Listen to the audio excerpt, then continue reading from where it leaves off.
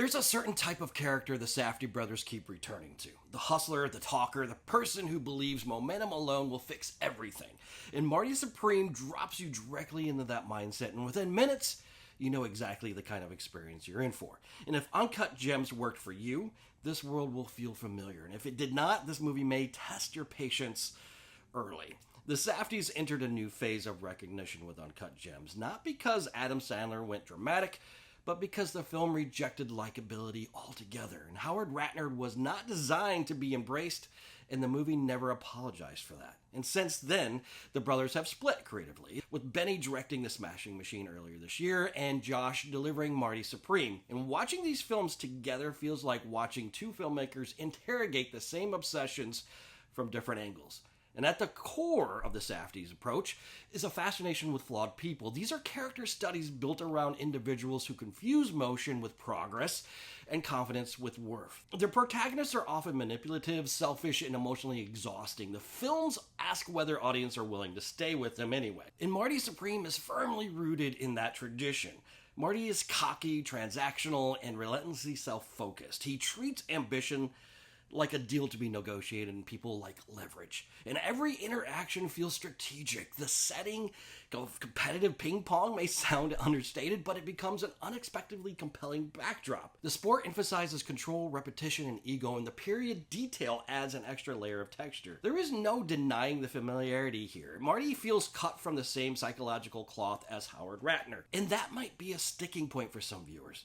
The film is not pretending this territory is new for the Safdies. What is different is how the film handles its energy. Marty Supreme does not rely solely on relentless escalation. It allows moments to settle.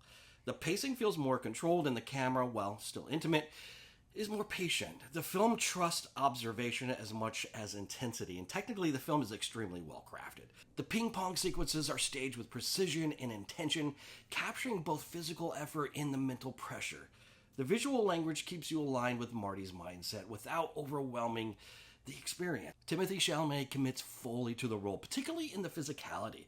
This is not a performance designed to win immediate affection. The arrogance is deliberate, the posture, the movement, and the presence communicate as much as the dialogue. And even viewers who struggle with the character will likely recognize the level of commitment involved. There's also an interesting tonal influence that kind of recalls early Coen Brothers. The off-kilter situations, the strange turns, and the way events unfold feel aligned with that tradition, and the influence gives the film room to explore discomfort without relying entirely on intensity. And Marty Supreme will be divisive. Viewers who dislike anti-hero driven stories will likely find it frustrating.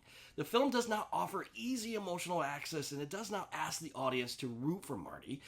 That resistance is intentional. Within the larger landscape of 2025 films, Marty Supreme fits into a broader trend of reflective character studies centered on ambition and an identity. These films are less about spectacle and more about sustained observation. Marty Supreme does not reinvent the Safdie formula, but it refines it. It is a strong, confident film, anchored by a committed performance and a thoughtful craft. It will likely be a part of the awards conversation, but its real test will be audience tolerance for challenging characters. I did not walk away thinking it was the best film of the year, but I did walk away appreciating its discipline, its craft, and its confidence in what it was trying to do. I appreciate you going on this film journey with me, and as always, be real.